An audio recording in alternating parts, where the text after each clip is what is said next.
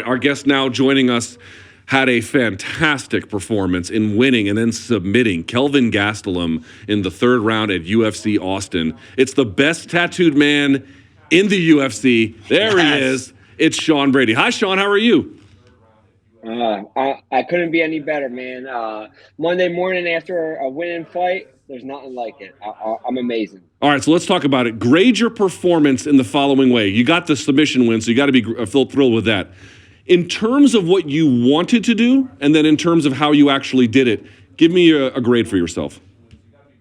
Man, I'd give myself probably a B minus. There's definitely some things obviously I can work on, but as far as sticking to the game plan and doing exactly what I thought the fight was, how it was going to play out, it played out exactly kind of how I thought how it would. I thought we would strike a little bit more. I didn't think he'd be as easy to take down, so we prepared a lot. Like, we did a lot of preparing for his in and out and getting ready for striking in the pocket and shooting off of that. But it turns out he was a lot easier to take down than I thought. So I kept it wasn't broke, so I just kept going back to the well and eventually got the submission. Tell me how he felt in terms of his strength and his speed at 170 pounds. Man, I don't want to shit on the guy, but definitely not the strongest 170-pounder. I think he might be better off at 185. Honestly, I think he probably depleted himself pretty bad to get into 170. Listen, I'm a big 70-pounder. They weighed me in the back. I was 193 in the back. So I'm a big boy. I'm a big boy when I cut 20 pounds throughout the week. So, but yeah, obviously he has that big wide torso. So I knew getting around him for body locks. Even at one point I had a body triangle. Dean Thomas was like, "Yo, motherfucker, your toes are turning white trying to get that body lock around him," because it was like barely hanging on. But his legs were so small, it was super easy to wrap him up on the first takedown. And yeah, I just felt way more physical than him, and obviously it showed in the fight. You obviously got the Kimura in the third round. Did you know the Kimura was going to be available? Like, you were hunting the rear naked choke when you had back control at times. His rear naked choke defense seemed pretty good. Did you think that the Kimura was going to be there? Yeah, so his chin was tucked really good, and I honestly wasn't even really going for it. I was kind of just trying to feel it out, like see where he was at defense-wise, and he was doing a good job keeping his chin tucked, so I just kind of wanted to cook him a little bit. Like, I knew in the second or third round, submissions would open up a lot easier, and I honestly didn't even want to take his back the way I did, because, like we talked after my Michael Chiesa fight, when you're on someone's back for 15 minutes, like, you wind up getting tired, so I kind of wanted to stay on top position, but the way he rolled, I had to take his back. It just made no sense not to. So I didn't even really plan on staying there that long. I was looking more for like arm triangles. I knew guillotines would be there, but my Kimura is one of my best submissions. I did a grappling match against Ben Saunders, and I hit him with the same exact position. And yeah, Kimuras, guillotines, anacondas, rear naked chokes, those are all my go-tos, and the Kimura was there. And yeah, it worked out perfectly. I got to ask this part. It looked to me like when you were torquing the arm, you could have gone a little harder. Were you calibrating it so that you didn't break it if you didn't have to? No, I was breaking that shit 100%. But souvenir, you got to take that home with you. Yeah. So the problem, like a lot of guys do, and they do it, and I just don't understand why when you're in side control and you have a Kimura, if someone's Kimura you, the last thing you want to do is underhook them, because then I can just walk around your head like I did, and it just gives you the Kimura. You want to hug their body, so I can't switch my hips and I can't step over your head. As soon as I locked my hands, he underhooked my body, so I literally just stepped around him and he gave it to me. And I was really just applying the pressure to where, like, I knew eventually he was going to tap, and if he didn't, it was going to break. But yeah, I had no problem breaking his arm if I had to. Unreal. Sean, obviously, congratulations on such a great bounce-back victory. And what's awesome for me is last time we talked to you was on our great Room Service Diaries interview, where we were so happy to have you in studio. That was before the Bilal Muhammad fight. And I mean, I got to say, I took away from the time we had with you just how mentally tough it appeared you actually were, how just, born for this type of job and the work ethic you put in. So then when after that you go through what had to feel like a devastating first pro defeat in a big fight, How was that journey actually for you? Because it wasn't just mentally of coming back from that. You had some setbacks physically in trying to schedule your comeback. Yeah. Now you got through it. You look fantastic. You dominated the big name in Gastelum. But when you look back in the rear view, what was that process like for you? Because you're human at the end of the day. Even if you're a dog, you're still human. Yeah. Yeah, well, and that's the thing, like in the Bilal fight, like I just wasn't present, and that's why I lost the fight.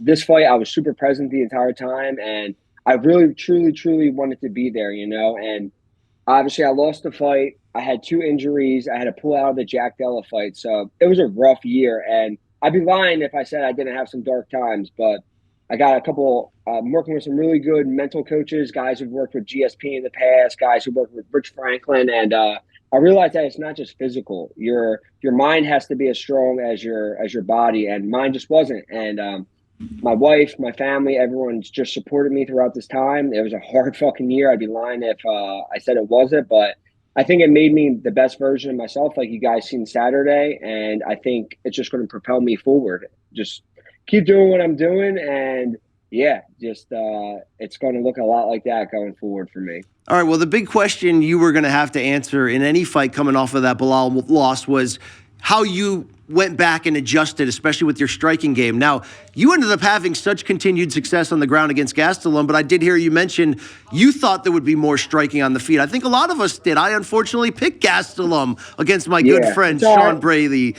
Damn, I missed that one. Listen, he's a fucking traitor. Call him out. He's a fucking traitor. How excited were you, though? Fucking motherfucker. I own it. I deserve it. I mean, I turned my back on the people I love. But how excited were you in that same way to show the leveling up in real time there, had you needed to go into more of kickboxing mode against Gastelum? Oh, yeah. I was ready to go into the depths of hell. I brought in Drew Dober, great southpaw. I spent a lot of time with him. I did a lot of striking on the feet, but I knew eventually I would get a takedown. I just didn't realize how easy they would be. But if he was stuffing my takedowns, we would have been striking for 15 minutes. And I feel like I would have – Kelvin's really good in and out, but I thought he was going to be a lot faster. Like everything he did, it was in slow motion, and I could see everything he was doing. Everything was coming at me super slow. So if it would have played out like that on the feet, I felt like I would have been completely fine there too. But lucky for me, this is one of the fights where I came out with barely no damage. I think he hit me with like 1 or 2 good punches, and I had nothing on my. I have black eyes from training before the fight, so I came out unscathed. But yeah, we were getting down and dirty for this one. We were ready to go in the pocket if we had to, but it didn't come to that, so I'm happy with that. All right, this is a huge win because you get the stoppage, because of the name value, because everything you've been through. So we heard you make a call out afterwards, but in terms of like currency, how big was this win for you and your current arc in showing everybody once again who you are?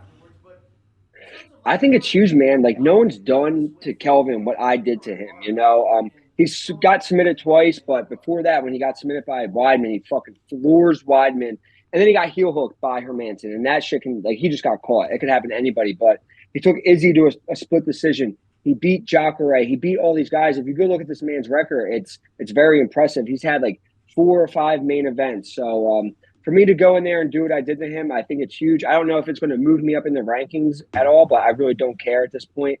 I got my eyes set on the winner of Vicente and Ian Garry. I'm hoping it's Ian, so I can get some payback for the MMA world to him. And we'll see what happens. What is your biggest issue with Ian Garry?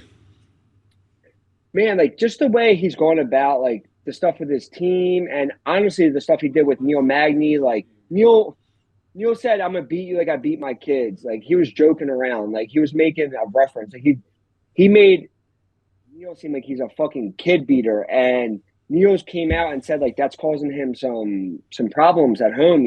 He's going through some shit, and then Ian doing that kind of put him in a bad spot. So he tried to paint Neil a certain way. I know Neil. I train with Neil, and Neil wouldn't hurt a fucking fly. So for him to do that to him, I just don't like it. And I think it's a perfect matchup for me, and especially if he beats Luque, which I don't know he will.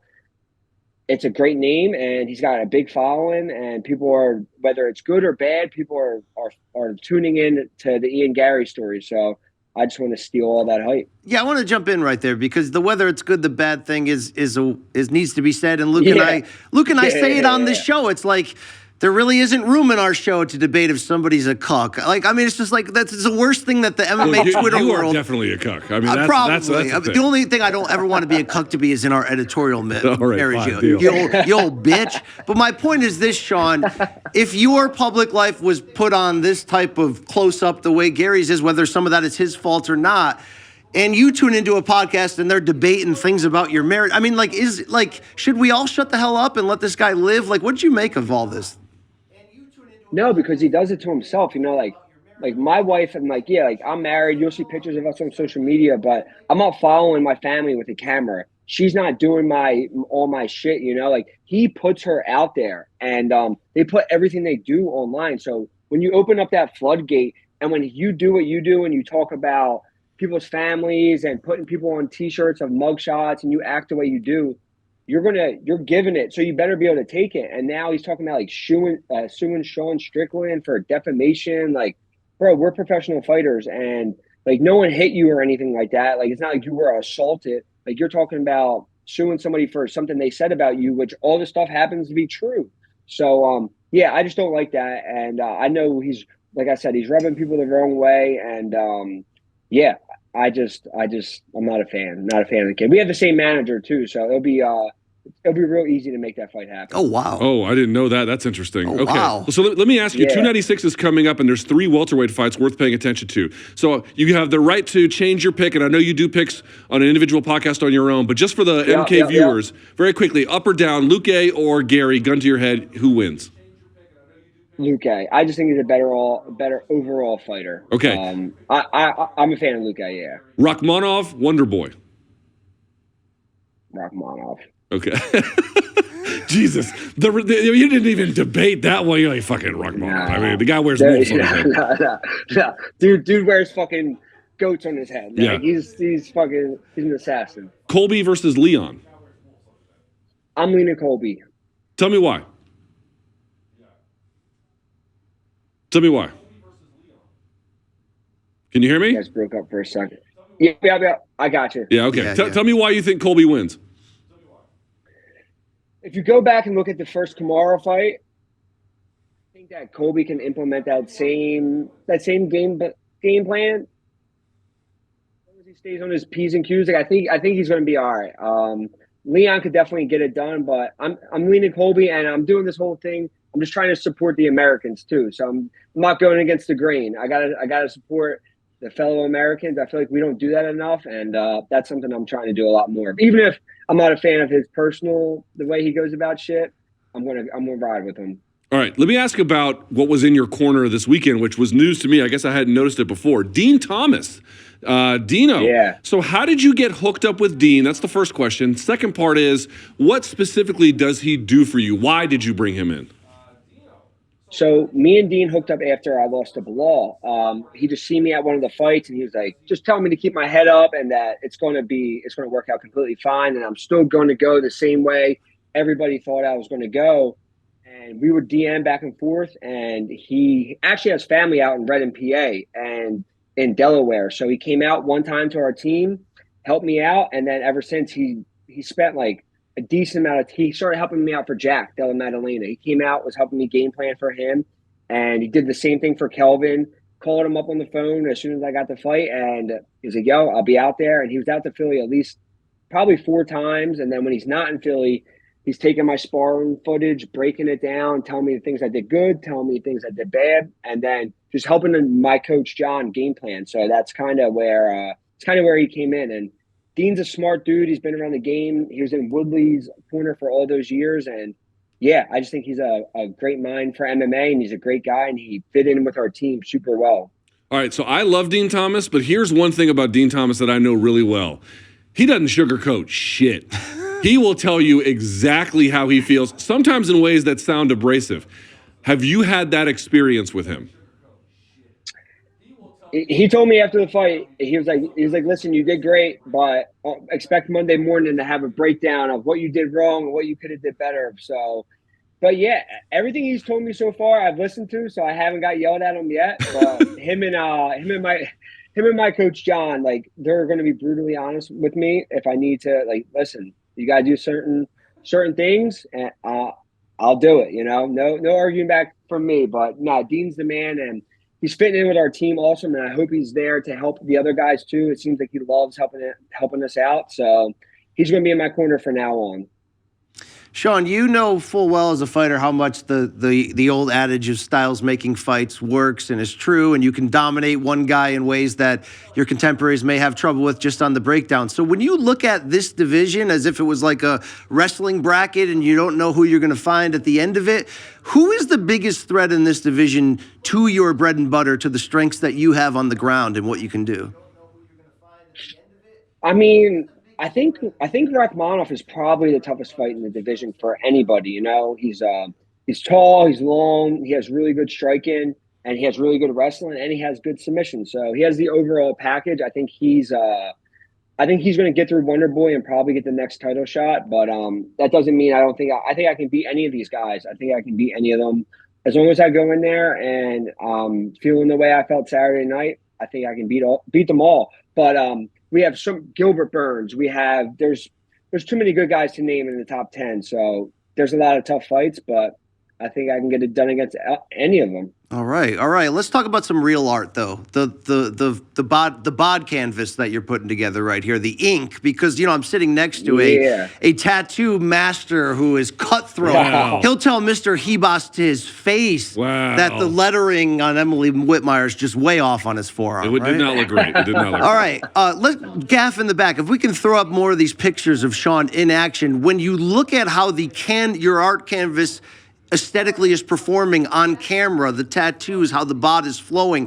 Where are we at in the bod project? Is it finished? What do you like? What do you want to work on? Like when you go back and look at the highlights and you're looking at them just for ink purposes, what's standing out as good or bad right here? Yeah, I mean, I have a lot I still have to do. I still have to cover up my that whole side on there. Like there's got to be that's a big spot. So I can do a lot of pieces back there, but it's usually like it'll be filled with like lightning, clouds, like all kinds. Everything just has to be tied in. But go back, I would completely redo my entire body. I didn't get into Japanese until a little bit later. When everything's done well, but if I could go back, I'd map out my entire body and have everything tied together the way like this sleeve is completely tied in together. Like the guy did it. And then piece by piece, whereas when I was younger, I just got tattoos and I didn't really know what I was getting. But it's coming together good. I'm going to be fully covered, but I'm not getting another tattoo for a while. Last thing I got done was the eagle on my neck, and I have to train. So training and getting tattooed, and I don't let my tattoos heal. Like I go right into the gym like an idiot because I have to train. What? But dude, he's a badass. Wait. So if you get, let's say you got tattooed on your forearm, right, on a Monday, okay. you're going. Day. Oh, you don't? Do you use Sanoderm or anything like that? We have like a bandage that we put on top of it. Yeah. So like I put these bandages on it, but I think I've actually trained the same exact day I've got tattooed. Oh my God. Wow. Yeah. I've never, dude, every time I get a tattoo, I have to get it in the winter so I don't have to like have like sun exposure or anything. All right. Well, no, my neck was bad. And I was training and like obviously grappling. People are trying to get around, like starting on it's not fun. So I'm taking a break for a little bit for sure. You two guys to me are filthy and disgusting because of your support of ass tatting. Like the full man needs all the way down. Got to get them ass cheeks. That's right. So then why don't you fight in like a thong or the type of shorts that can show that off if you guys are so into this? So they won't let you because of Dennis Holman. Dennis Holman had the Speedo. The Speedo. They won't let you. Yeah. Had the Speedo. And didn't he have a logo right on the crotch too? Yes, it was the training mask. Remember the training mask that people would wear for a while? Yeah. Okay, well then let me ask the two of you this question because this is out of bounds on my decency. Do you stop at the ass cheeks? Is the grundle off limits? Like what? Where does this end? People get tattoos everywhere. I don't know about Sean though. Sean, what's the limit? For me, I'm doing like I have my left. Like I think I had my butt though when I see you guys. It's still not finished because I'm like. I don't really care. It gets pretty deep in there. I'm like, listen, Yeah. all that done, but I think I have a, a Raijin on my butt or a Fujin. I have one of the Japanese guys, but I'm like, yeah, bro, I'm sitting on that for a while. I don't need to get that. I don't need to get that finished. All right. But yeah, it's not fun. All right, enough talk about your ass. Getting back to the fights here for just a Yeah. little bit. One, I don't know if criticism is the right word, but one kind of response that you could get based on your fight was, okay, definitely he got back in the win column. He submitted a guy with a great resume, all good stuff, but he didn't show us a whole lot of stand-up. Now, I know what you might say, which is, well, I was ready to, but for folks who saw the Bilal fight, then this fight, there may still be lingering concerns about the development in the stand-up. What would you say to folks who still had those kinds of concerns? Ask anybody who has ever came to my gym how my striking is. You know, it's definitely something I wish I'd gotten to show off more, but or how our kickboxing rounds go. You know, I had really good kickboxing, but like if the fight goes as easy as it did, why the fuck would I stand there and strike? You know, like I'm a jiu-jitsu guy, I'm a grappler, so if I can get the easy takedowns, I'm going to go to that every single time. So yeah, until something else happens and guys start stuffing my takedowns. But even if you go back and look at the Bilal fight, like I was definitely way on my back foot too much, but I was hitting him with a lot of shots. I hit him with a lot of good kicks, body kicks, a lot of good punches. So I was going backwards too much. If I would have went forward, I would have had a lot more success. But yeah, I mean, I think obviously I'm not a complete mixed martial arts. There's no such thing as a perfect fighter. I'm always striving to get better, and I'll just keep working on it, and I'll keep working on my ground the same way. Like guys get good at one thing and they stop training that. Like I do regular no-gi jiu-jitsu classes with my guys at Movement Art every week. So like I'm doing the regular practices. I'm doing straight kickboxing classes. So yeah, I'm always trying to be the best version of myself. And there's nothing someone can say on the outside to me that I don't say to myself already. Like I'm my biggest critic, so it's all good. Okay, a couple more for me. One, did Joe Rogan stop you to get information about doing an interview? Are you going to go on the Rogan show? Yeah. I'm hoping so. He said something about reaching out. So I was talking to him through the cage. I'm like, yo, Joe, we got to have a combo. So yeah, hopefully I'll be going back to Austin, Texas, and hopefully I'll be training with Gordon when I go out there. I know he's injured right now, but you're trying to train with. Well, now, hold on. Weren't you just at B Team this week? yeah, because their gym was 5 minutes from our house. It was super close to us. But no, so Gordon was just in New York, and we had Pat Sabatini fighting on the card. Oh, right. I DM'd him, and I'm like, hey, man, we were going to train. But I was up there for a meet and greet, and he was at the the Caleb Walsh fight, and he couldn't train. So I was going to train with him and Steve Mako. Yeah. So, but yeah, I've talked to him a few times. Obviously, he's a Henzo Gracie guy. I'm a Henzo Gracie black belt. So he's invited me to come to their gym whenever. So I'm hoping to get out there and train with him. His interview with he did with you was amazing. Like the way he breaks stuff down.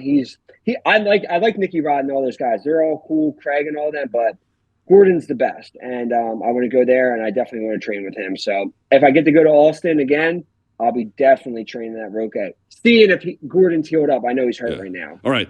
Question, sincere one. What takes more courage? Fighting in the cage or wearing an Eagles jersey the day after the Eagles got dog walked by the 49ers? Wow. Them were fighting words where he comes from. Luke, all right. Go Birds! Dog walk. Bro, it was bad. Me and my wife were sitting there, and I was like, fuck. I'm like, we're getting our asses beat.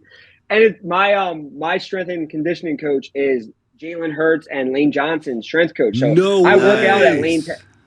Yeah. I work out at Lane's house 3 times a week in his barn. So like I'm like I was on the phone with Lane before my fight. Yeah, it was a hard one to watch, but hey, 10-2. It's not. We're still going to do what we need to do. But that was a rough game. There were some little scrimmages in that. They were about to start getting into it a little bit. But yeah, that was Philadelphia's. I won. Eagles lost, and we're 1-1 on the weekend. It's all right. All right. There it is. There it is. I love this guy, Sean Brady. Yeah, right? Sean, I got to say, it was real nice to see you get back to action. It was nice to see you just do Sean Brady things. You know what I mean? Like, win or lose, Yeah. I don't care. Yeah. You know what I mean? Like, if fighting is tough, may the best man win. But you always want to see people do what you know they can do. And in the Bilal fight, Yeah. you didn't get to see it. You did in this one. I know you got to be happy about it.